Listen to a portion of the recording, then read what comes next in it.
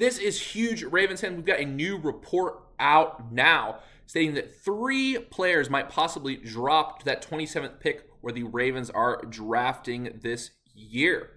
Hope everyone is doing well. My name is Sam Stewart. Welcome to Ravens Digest. Before I get started, make sure you hit that subscribe button. How often do you get to be one of the first 100 subscribers on a YouTube channel? It's going to be a fun journey we're going to go on together with this channel. Obviously covering everything with the draft that we are just a week away from now, and everything once preseason camp starts rolling around, and then we'll have everything in season with game previews and game recaps as well. So let's go ahead and get into it right now. We have got a interesting article here about the NFL draft on Ravens.com from Clifton Brown. It's very, very important to take a look at these players who might possibly fall to the 27th pick for various reasons, as we can see them on the Ravens roster this year. So make sure you go check out this article. But before we dive into those players, let's check out the philosophy of Ravens GM Eric DeCosta. It's very interesting that this gets brought up in the article because I feel like this is very different than a lot of GMs in the way they think. I never want to pigeonhole myself into doing this or that because when I do, I usually end up being disappointed. You create a false expectation in your mind and you start to think about needs and other things. Now, I have a lot of thoughts on this draft philosophy and what, this kind of relaxed style might mean, but I think it's important to understand really what he means in this philosophy. So I'll just show you this quote here, also from Eric DeCosta. I like to go into that draft like a wide open highway with no cars on the road. And I could drive as fast as I want, straight down the road, unencumbered and not worrying about anything, but just driving. Turn music up and just drafting and picking the best players. Now, this kind of philosophy lends itself to being very flexible on draft day, especially where the Ravens are picking this year. You have a lot of flexibility. Obviously, Ravens need some help in the passing game as they were second to last, but they also have some good things going on defense. Obviously, they're first in the rushing defense statistical categories for last year. Now, with a drafting style like this, it's very important to understand that lots of players can be picked at that 27th spot. And especially when you don't really have a high pick like the Ravens have this year, you can go in a lot of different ways. And there's a lot of different things that the Ravens need, but there's a lot of different ways that those needs can be filled. And I'll explain that when we talk about a couple of the players. Now, as I said, we'll go ahead and get to those players now. So the first player we're going to be talking about is Michael Williams. And Michael Williams is sort of a mystery, and that's why he could fall in the draft. Because of injury, he missed 2 games this year, and he actually played through an ankle injury for the games that he did play. And even though he did miss those 2 games and was playing on injury, he recorded 5 sacks, which is his career high in a year that he's playing injured. So a lot of you are probably thinking, well, we don't need an edge rusher. We don't need a defensive end. But here's the thing. The better the pass rush, the easier it's going to make it on the pass game.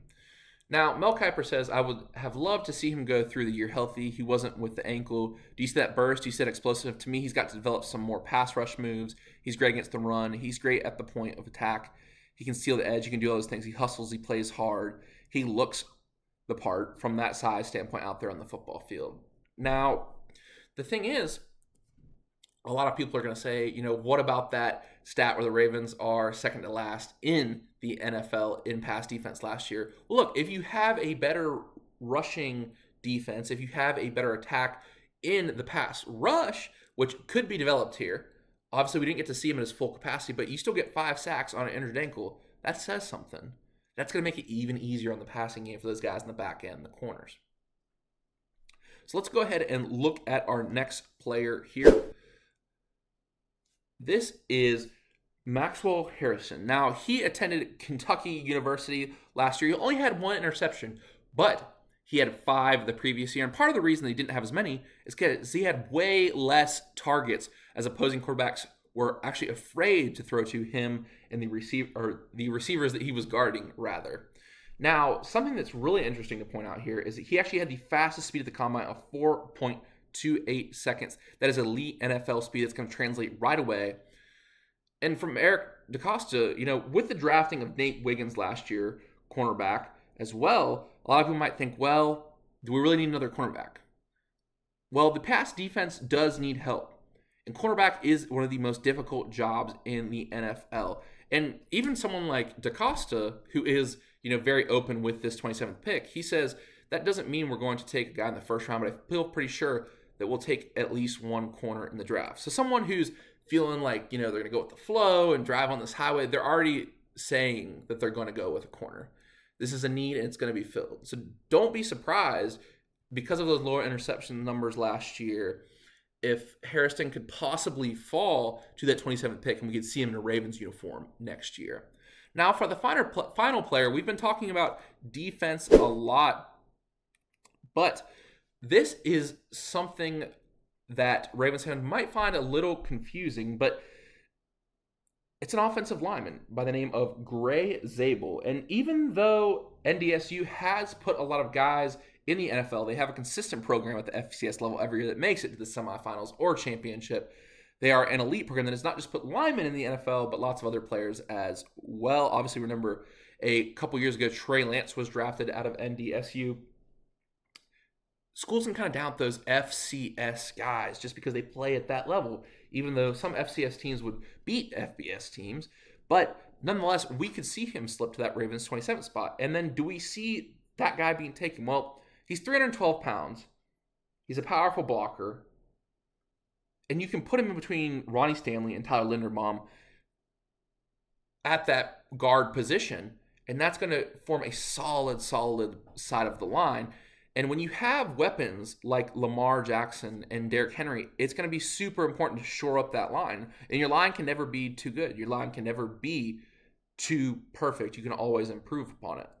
And from Daniel Jeremiah of NFL Network, he's never on the ground. He's got strong hands. He's really aware in terms of seeing things and picking things up. He's just a guy who's played a lot of football, who's polished and answered some of the smaller school questions at the Senior Bowl, even though North Dakota State has been a school that's pumped out a lot of linemen.